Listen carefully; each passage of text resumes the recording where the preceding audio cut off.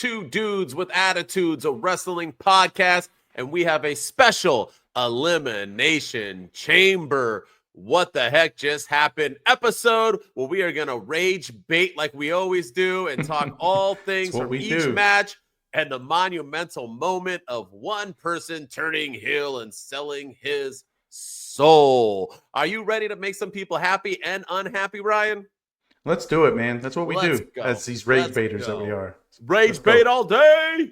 Two dudes with attitudes, let's go. It's the two dudes and our attitudes ruthless, aggressively speaking, so let's do this. We're Ryan and Denton, they here to get your attention. The 5-star broadcast, shit, start to the ending. Whether it's the E or it's all elite, the two dudes with the attitudes that bring the heat. Get the point, yeah, it's on, time to lock in. Listen to the podcast where they get it poppin'.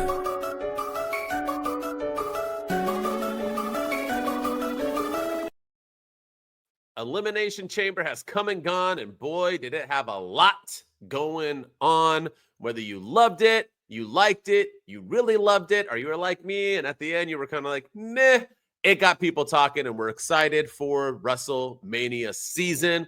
We're going to break them down, Ryan. Are you excited? Are you ready?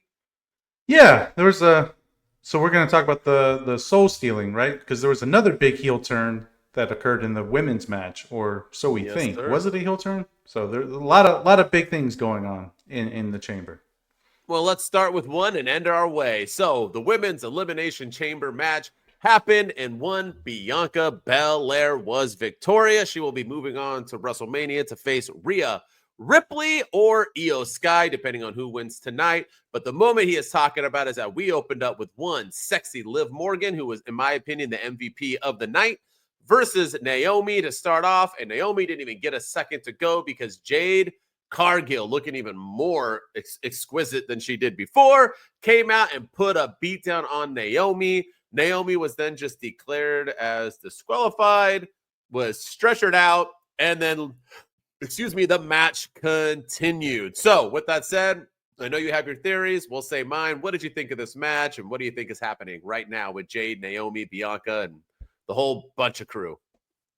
So I completely agree with you that Liv Morgan was not only the MVP of the match, but the MVP of the night. She carried this match, and she right now, if we did our year, if the year ended today, she would be the female of the year in the WWE for sure. She's agree. on a hell of a run.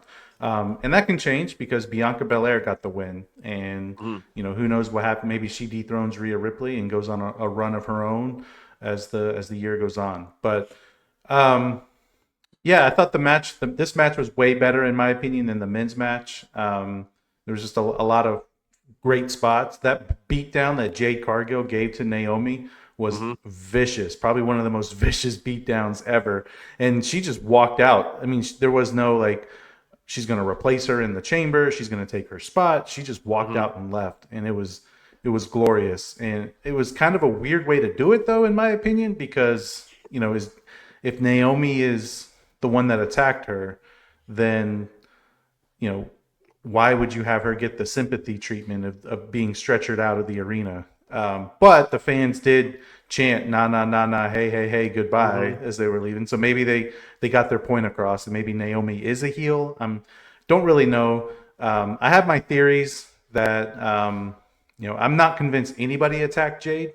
I think that it was all a ruse set up by Bianca and Jade to make Naomi look bad or to pin it all on Naomi. And Naomi's, in storyline wise, not in real life, of course, but in storyline, she's the weak link of the group. She's always losing the big matches. She's always getting pinned.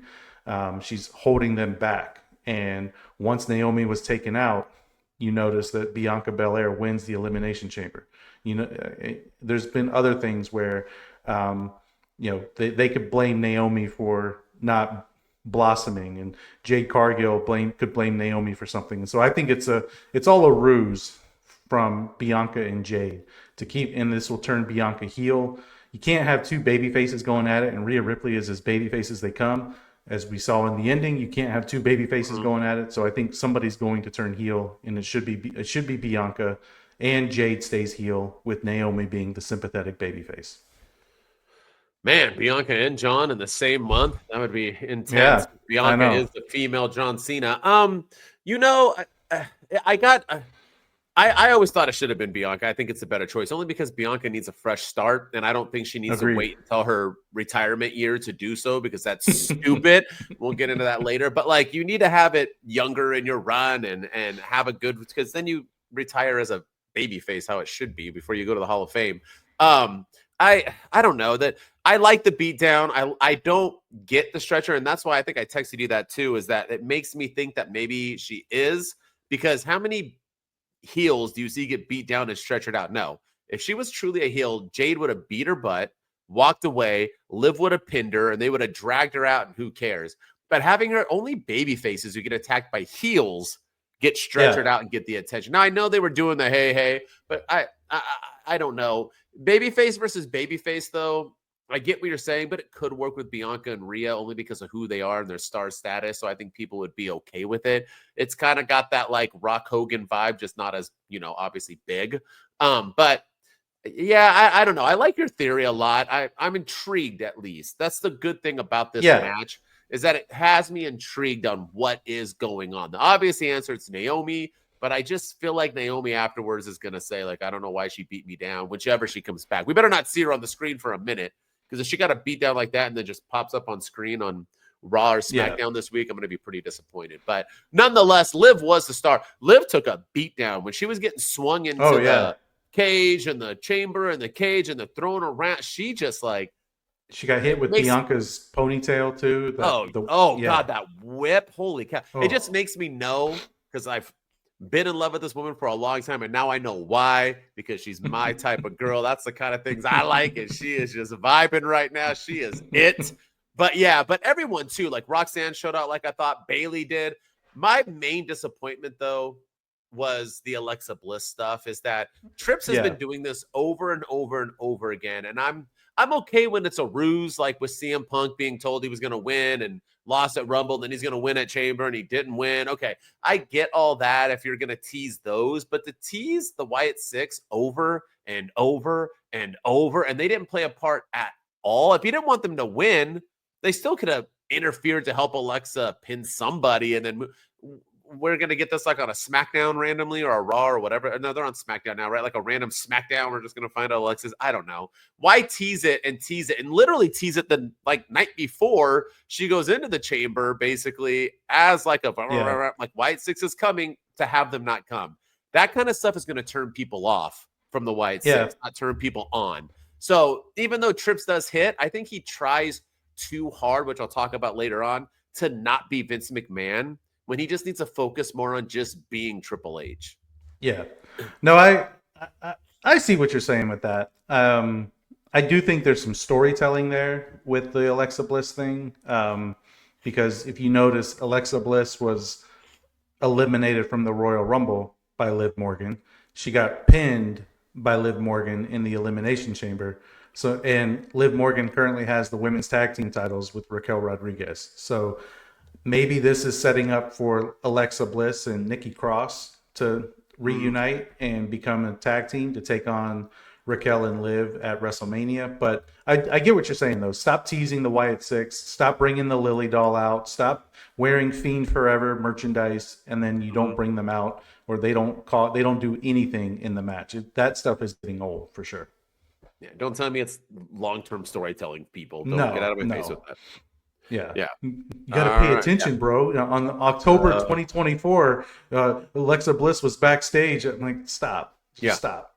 And she did the 3, and that's the John Cena logo, because that's what 3 is. My name's Johnny. All right, let's keep it going. Okay. All right. But great women's match. Great way to open the show for sure. Way better than the men's. All right. Easily the match of the night. Kevin Owens. Wait, this was the next match. I was about to say. There it is. I was about to say. I'm like, wait a minute. Tiffany Stratton. Oh, my goodness. And Tiffany Stratton. Trish Stratton and Tiffany. Trish Stratus and oh my gosh, this is like let me read the bottom. Candice LeRae and Nia Jax versus Trish Stratus and Tiffany Stratton. Why are they doing this to me? We're like when they had all the bronze in a match. I'm old, man. You got to help me out here. This match this match obviously was lackluster for the most part. It was mostly to get Tiffy over and Trish Stratus, that Stratus faction that we all needed. Other than my eyeballs popping out of my skull, what did you think of it? I mean, this match, it was what it was. It wasn't the best match. It wasn't the worst match. It wasn't very memorable. I was surprised to see Nia Jax take the pinfall when, you have Candice LeRae in there, who that's all she does is take pinfalls. So having the former women's champion take the pin was a little surprising to me. But also, there was no Charlotte Flair. There was no teasing of their Mania match between Tiffany and Charlotte. That was a little confusing to me as well. But other than that, this match was what it was. After that long women's chamber match, we needed a quick short match, and that's what this was. I was actually shocked they went women's. I thought they would go like women's. Yeah. Build it around, but I guess there was only 4 matches. So what can you do? Yeah, I mean, like I said, it was fun. That's what it was for. It was for to get the pop. I'm just more worried about what are we doing with Nia Jax moving forward. I mean, she had a phenomenal year. Her run as champion was incredible. I don't want her to get forgotten or just be put into a random hogwash, which she's probably going to be. I'll take her and Trish Stratus, but I don't think that's going to happen because I don't know if Trish wants to go one-on-one in a match. You know what I mean? Yeah. It seems like she's been doing tag team matches. That endurance, like we say, no matter how in shape you are and how great you look, pro wrestling endurance is a lot better than just being in shape. So, you know what I mean? To go a whole 10, 12 minutes by yourself is a lot to ask for when you're not training for it on a regular, but we'll see. But yeah, Trish, Tiffy on my screen, love it. Nia Jax, Candice LeRae, they did their part. Crowd was a nice little, let's go to the bathroom, let's breathe, let's watch this match and move on. Because the next couple of matches were brutal, so and vicious. So this was a good little break, if you will. I agree. All right, let's see if I don't mess up these names. An unsanctioned match versus Kevin Owens and Sami Zayn. I always think it's so funny when we have unsanctioned matches with referees. Wouldn't you think that an unsanctioned match, since it's not allowed by the WWE and they're not backing it up, that they would just fight until the other man can't fight? Isn't this just like a straight brawl on the street? Like, if Sami Zayn can't get up anymore, Kevin Owens is like, I'm the winner and walk out, but we're doing like counts and the ref is there dressed in, I don't know. Thought that was weird, but match of the night for sure. Possibly match of the year. I got to break it down that I saw people online bitching and moaning that there was no blood. I'm so sick of that shit. Just like I'm sick of people saying that this thing that we're going to talk about later was better than the best thing ever happening. We really got to stop as a youth of hoping that anything's happening in our era is the best. Things can be great or whatever, but blood is not necessary. I get that AEW likes to bleed every 4 seconds. Storytelling and the impact. Kevin Owens hitting his eye on the barbed wire and literally having his eye closed like Popeye the rest of the match and like tweaking it and it being red was way more impactful than him having a fake cut with blood dripping down his face. It just sold more. He made it feel more impactful. It felt like they were actually getting pain within other than just pain that you visibly see. It's like in a movie or whatever, a TV show, when you act, you're not supposed to say, I'm feeling sad. You're supposed to show that you're feeling sad. That's what I love about these matches. We don't need blood to show. At the end of the match, at the end of the chamber, there was blood shown, and it was necessary. Blood is necessary when needed. In this situation, it was not needed. It was a phenomenal match, and if you're bitching that there was blood, you have issues. Stop with it. Stop sucking the AEW teat and enjoy storytelling and good hardcore matches. We don't need to cut each other open for fun. It's not a horror movie. No. And like you were saying with the emotion, if your face is drenched in blood, you can't see the emotion. And after this match, as fantastic as it was, we had the return of one Randy Orton. And Randy Orton came out and was staring down Kevin Owens. And Kevin Owens, was selling the assault that he just took from Sami Zayn. But you know what you saw on his face? Tears. He was sobbing. He was like he had that. You could tell he was sobbing from the pain that he was in, but also just like, oh shit, here I am. I'm about to go beat down my other former best friend, Randy Orton, somebody who broke my heart. And if his face was drenched in blood, you wouldn't have been able to get that raw emotion that we had. So I completely agree. We don't need blood for everything. Well said. And the match was like, Sami Zayn deserves his flowers. He took a beating. Absolutely. Kevin Owens when we're talking about Liv Morgan, Kevin Owens is a non-champion MV. He's carrying this organization right now with his storytelling, like you said, his emotion, the beatdown, and come on, when that punt was about to happen, when that punt was lining up, and the refs jumped in front of him, everyone in that crowd was like, no! I felt like that was more powerful than the thing we're going to talk about next. It just was like, you were waiting for it. You're like, oh my God, he's going to and then he didn't. And now you're like, oh my gosh, this punt's going to happen at Mania, isn't? Storytelling at its finest. Everyone, props to them. This match stole the show, which we knew it would.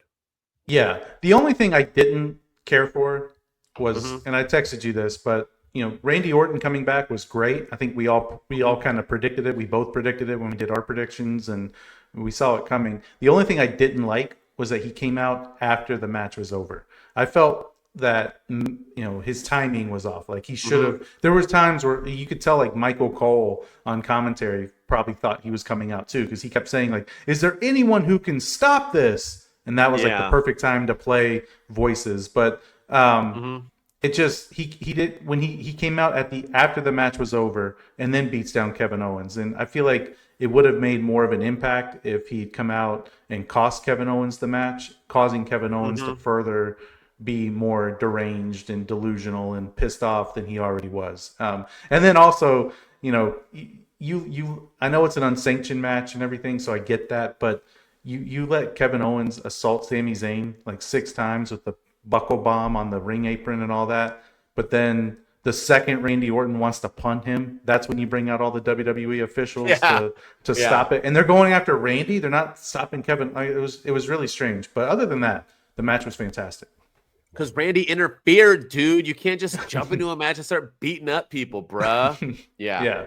And I think this match was the reason why the match you're about to show wasn't as good as it was, because this match stole the damn show. And that's what happens. That's why it should have been second. But we got the men's elimination chamber, where John Cena won by pinning CM Punk with the help of Seth Rollins. Weird stuff, kind of. Let's break it down. I'll let you start because I started the last one. What did you think of this match? And we won't get into the other things. That'll be next. But what did you think of the match itself, the winner, who lost, Drew going first? What do you think? Yeah, so we talk about MVP of the year and Kevin Owens. I'm going to give the LVD of the year to Drew McIntyre and just his overall booking. From his disappointment in the Royal Rumble to being the first eliminated in the Elimination Chamber.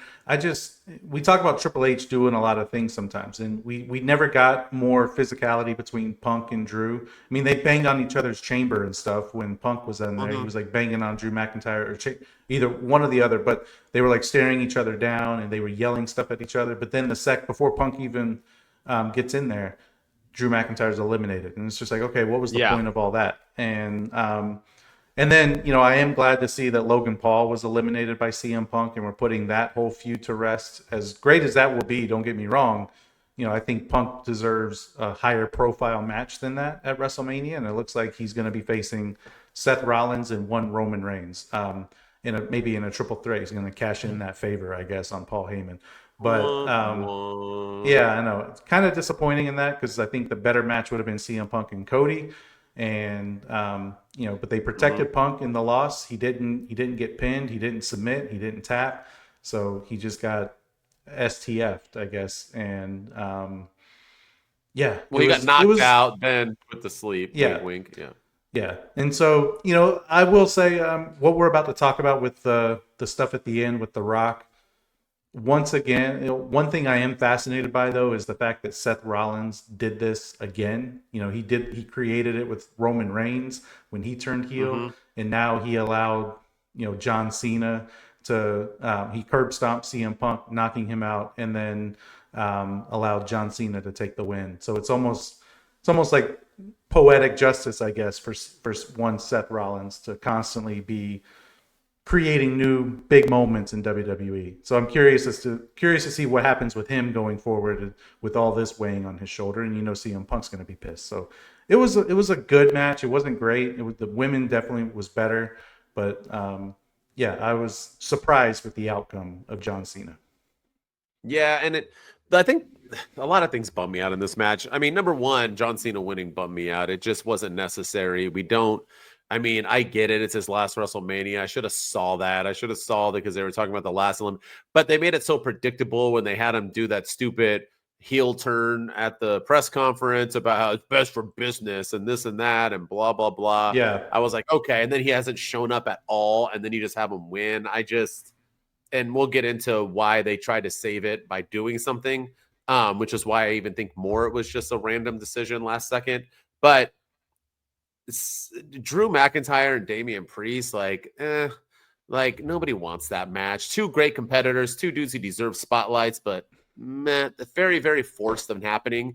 And Drew losing all the time, I get that people are going to be like, well, it's because he's going to finally get his comeuppance or become a babyface or whatever. Okay, that's fine, but he's probably not going to even beat Priest. So this guy came out and made a goal of like hunting the bloodline and this and that. Now he's wrestling Damian Priest at Mania, and now he's probably going to take another L and just keep like, what are we doing? Like, why are we building people up to bring them down? And that means also, I mean, hopefully it still happens, but it looks like the Drew, Seth, and KO crew ain't happening. It looks like they're just all kind of villains in their own rights doing all different things, which I really wanted.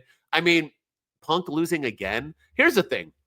Yeah. I know people hate Punk. I get it. But dude, he's got to be like, why the did I come back? I came back just to be and you can be an enhancing talent and enhance people and this and that and build, but nobody in the world. And if you say you do, then you're either a child or you're lying. But Punk, Rollins, and Roman intrigues nobody. For one, there's very few triple threat matches that are like classics. You know what I mean? And when they are, we have like an HBK, Benoit. I mean, you've got people like I just don't. Rollins, Roman, sign me up, man. Even Rollins, Punk again. Okay, sign me up. Their matches are good. Punk and Roman, hell yeah, sign me up. Yeah, definitely. All three of them together, I have no want in the world. Last thing, Logan Paul did show out, though. I said he was going to. People hate this man, and I get it because it's political views, and that's fine. You can hate him all you want. But in the damn ring, I mean, bringing out an American flag in Canada when they've been booing all night, he probably thought of that on the fly. He's probably in the back like, yo, give me an American flag. The guy is good, man. He just knows how to piss people off, probably because it's what he does in real life. But he showed out. Some of his spots in that match, dude, people got to stop being disrespectful to him. Like, I can boo things or be mad about decisions, but I would never disrespect these men. You know what I mean? Like, I love John Cena. I love Drew. They entertain me for something that I love, and they give me that love. But dude, Logan Paul, man, start putting some respect when he's in the ring. That guy is better than a majority of the professional wrestlers currently in WWE who have been doing this for a long time or training their whole life, which he hasn't. So, but that's my chamber reaction. If you want to touch up on anything else. Yeah, no, I completely agree with everything you said about especially CM Punk.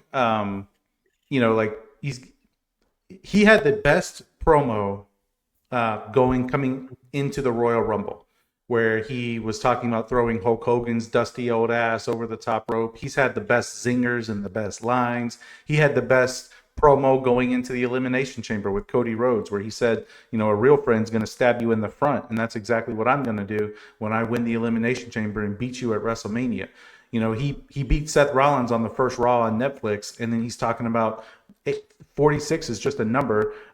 You know what else is just a number? 1 through 30 and 29, and as in I'm going to win the Royal Rumble. So I feel like CM Punk is doing the talking a lot of game and then not backing it up when it delivers. He called himself Mr. Clutch. He called himself Mr. Game 7, Mr. October. Mm-hmm. And then when it comes time to win the Royal Rumble, he can't do it. And he comes time to win the Elimination Chamber, he can't do it. And to be honest with you, I'm kind of losing my investment in CM Punk. Like, I feel like he's the guy who talks all the smack, but can't actually back it up with a victory. And it's getting a little old. So I hope that things turn around for him. Even if he doesn't main event WrestleMania. I'm just tired of the talking the talk, but not walking the walk. Yeah, well said. Well said. I fully agree. Let's get into the moment. You ready? Yes, sir. All right. So they did Cody Rhodes last. Is he going to sell his soul or not? They dragged it out for about 3 seconds. Maybe. I don't know. Yeah. Really wasn't that much anticipation. Told him to go fuck himself. The Rock got upset. John Cena's in the background doing like the thing on the ground, overselling as much as possible. Before we get into the thing, people are, well, no, let's just say it. So John Cena turned, beats the shit out of Cody. John Cena and Rock are now, I'm assuming, best buds and this and that. I still think Punk selling his soul would have been way better. But before you break it down, I'm not going to break it down too much. I'll let you start. But people are saying this is a better moment than Hogan, better moment.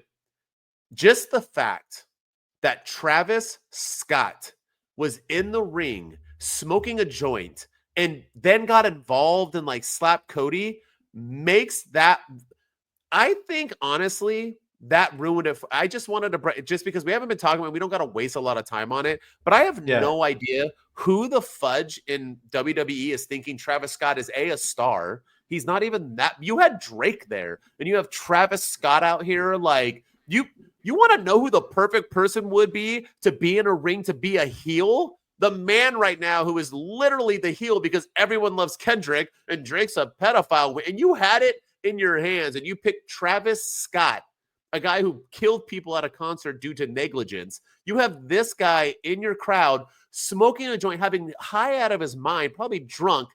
That ruined the moment alone. I'm sorry. I don't care. I could not stop focusing on him while it was going on. And I watched it 4 times. I can never once take my eyes off of that idiot in the background. Nonetheless, if you want to touch on it, then we can move on and just talk about the moment itself. But go ahead. Yeah. And not only that, but in the press conference, The Rock said that Travis Scott has been taking in-ring lessons to learn how to wrestle, and that he highly anticipates Travis Scott getting into the ring either relatively soon. And so all that wasn't for nothing. There was a reason behind it. But it's for nothing. He's no Bad Bunny, yeah. I guarantee. I put it on my I know. I agree. Him and Rock have the same manager? Is that what it is? Are they both have the same agent? They both work in the same, I guess. Yeah. Gotta be something. Yeah. No, but I agree. That ruined the moment. That kind of took me out of it. It just was it would have been a way better if it was just Rock and Cena. But yeah, I don't want to say this was obvious because I think we all wanted CM Punk to do it, but once John Cena won the Elimination Chamber, and then he kind of stuck around afterwards. And then The Rock came out immediately before Cena could even leave the ring.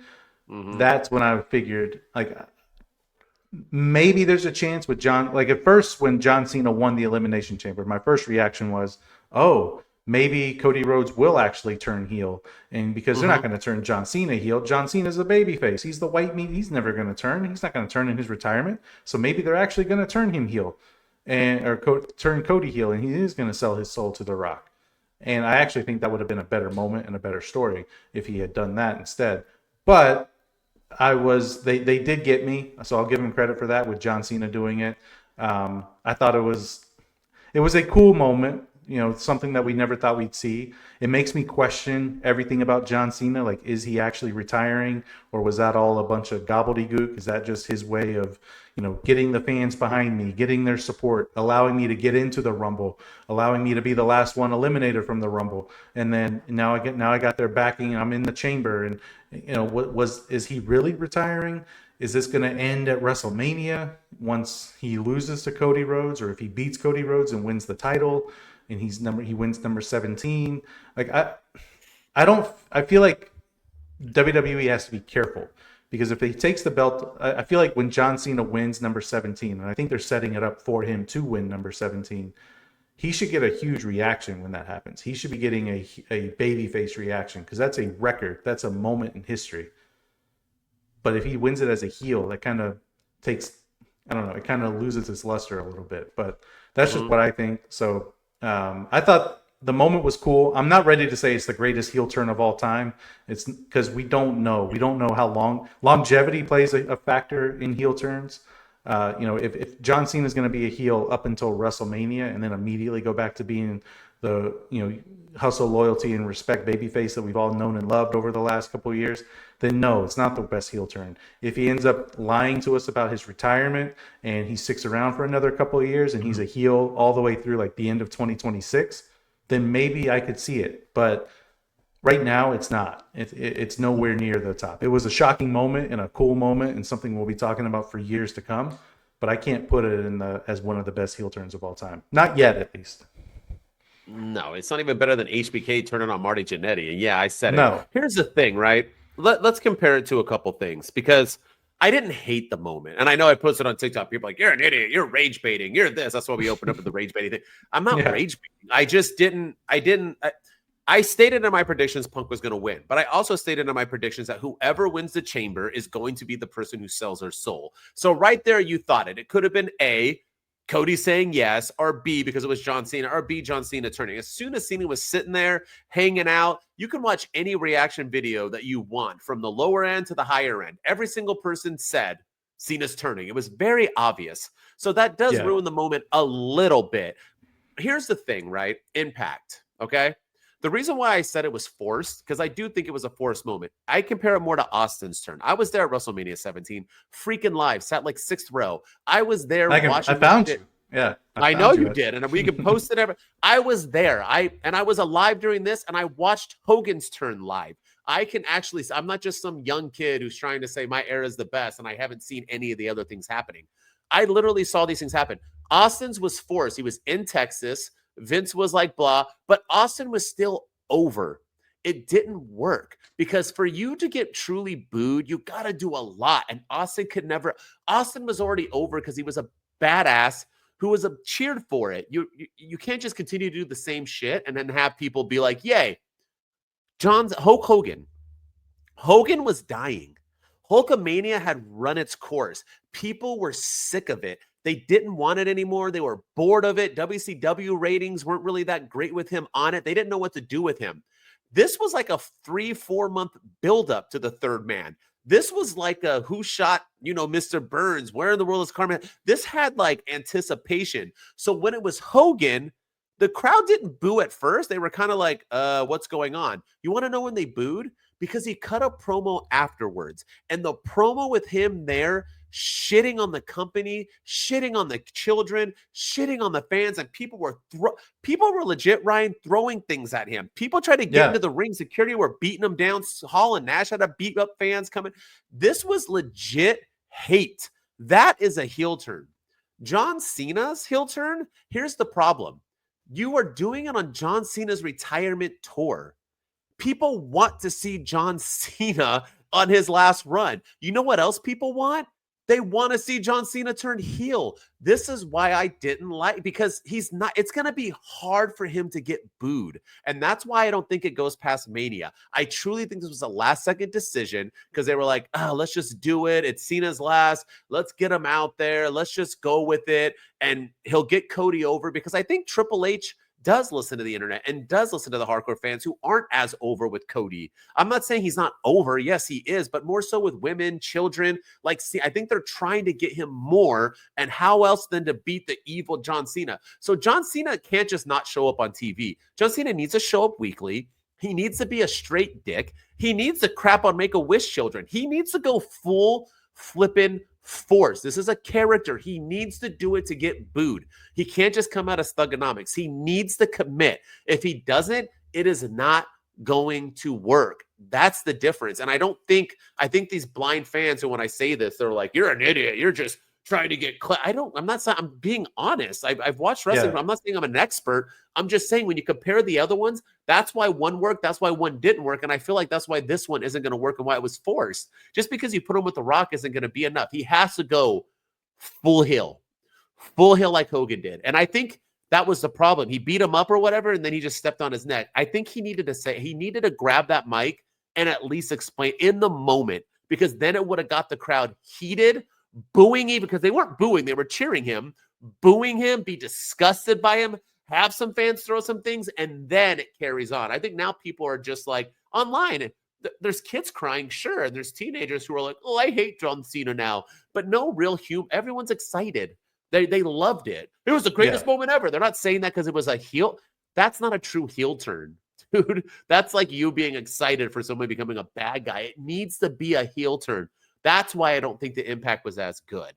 Maybe I should have posted that. Maybe I'll post that today. Maybe people were just sleeping on my explanation. But it's like that's the reason, man. And that's what I had in my head. It just wasn't as great as people are making out to be. That's all I'm saying. He needed to speak.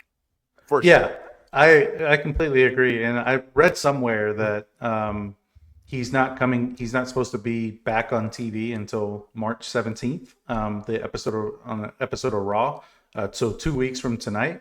And I think that's a huge mistake. I feel like you got to capitalize on this, because Rock even said in his press conference after the show that he went back to Africa to go film another movie, and that's why he's going to be gone for 2 weeks. So, like, I feel like maybe you do a vignette or something. You got to do something, but you got to capitalize on this. Vignettes not going to work, dude. Yeah, you got to get him in the ring, explaining himself, get him out there to do something, and I feel like that's going to be a missed opportunity. And so. Yeah, am I excited to see what they do with it? Sure. You know, Chris Van Vliet did an interview with John Cena and said that Cena said he was going to turn heel during Rock Cena 1 back in 2012, and he had new ring attire. He had a whole new theme song recorded. But Vince McMahon just never wanted to pull the trigger on it, and now here we are, and maybe he is going to get a new theme song, and he was going to be against everything that he once stood for: hustle, loyalty, and respect. So he was going to be the opposite of that. He was going to be the guy who doesn't earn stuff. He's just going to show up out of the blue, never show up, kind of do what The Rock was doing in 2012, where he's like, I love you, I'm never going away, and then he never comes back for 6 months. And it was supposed to get the crowd to turn, but Vince wouldn't pull the trigger. So maybe that's going to be his character in this current iteration in his last run in WWE, but I don't know. I'm with you. If this lasts to WrestleMania, then it was a waste of time. It needs to go on a little bit longer through the conclusion of his retirement. But even then, you're kind of putting yourself in a weird predicament, having a guy go out as a heel in his retirement run. So we'll see, man. We'll see what they do with it. Yeah, and that's why I said the moment wasn't that great. That's all I'm saying. Like, I liked it. I've always wanted Cena to be turn heel. Yeah. He should have been The Rock. That's when it should have happened. And this should be, like I said, it's going to be really hard to boo a man when you want to see the man, when you're there for him. It's going to be really, really, really hard to make him that, like, phenomenal heel turn. And I just don't think this was the moment. But that's just my opinion. We'll see. If I'm wrong, I'll admit it. But I don't think I will be. I think if they don't show, if he's not opening up Monday Night Raw tonight and cutting a scathing reason why he did it, it's going to start getting eerie and weary, and And in my opinion, he needs to talk. I don't want to see one of those promos where he comes out and doesn't say anything, like Chris Jericho used to do, and Roman Reigns did it a couple of times when he was the big. Like, he needs to actually come out and say something, and not just do the mic drop like he did at that press conference after the show. Yeah, he needs an actual scathing promo to get the crowd against him. I agree. All right, that was our Elimination Chamber preview show. We reviewed everything. Let us know what y'all think in the comments. Let us know what y'all think. Give us follows, give us likes, give us, those 5-star reviews. Do everything you need to do. Like I said, we don't rage bait. We just give our opinions. We're wrestling fans. Yeah. We don't think we're right. We're just giving out our true opinions. That's why my name is My Wrestling Opinion, not MWF. I'm not My Wrestling Facts. I'm My Wrestling Opinion. Don't get mad at them just because they're not your opinions. But as always, if you want to just listen to me and check me out and tell me I'm a rage baiter, go to my_wrestling_opinion on all your social media. And with me, as always, is the dude who enjoys wrestling, because we do like wrestling at the end of the day. We may criticize it. We may not like something, but it doesn't mean that we hate the sport that is professional wrestling. But it's Ryan Enjoys Wrestling, so go follow me on all the social media platforms as well. Hit us up on TikTok at 2 Dudes with Attitudes. Subscribe to our YouTube channel, where we're starting to get more views. We're starting to get more subscribers, so keep on keeping on. We're one away from the Roman Reigns reign of his championship. He had 1,316 days as champion, and we're at 1,315 subs on YouTube. So we're almost there. We're about to surpass Roman Reigns. So, be the one, and follow us on X at 2 Dudes PC. And if you're listening to us on Apple and Spotify, we appreciate all the love and support. And go drop us a 5-star rating and review, and tell everybody about your favorite 2 dudes on the internet. We're still going to have a WWE episode. Check it out. That's right. 2 Dudes. Come check it out. Let's go. 2 dudes with attitudes. Let's go. It's the 2 dudes and our attitudes ruthless, aggressively speaking. So let's do this. We're Ryan and Denton. They here to get your attention. The 5-star broadcast shit. Start to the ending. Whether it's the E or it's all elite. The 2 dudes with the attitudes that bring the heat. get the point, yeah, it's on time to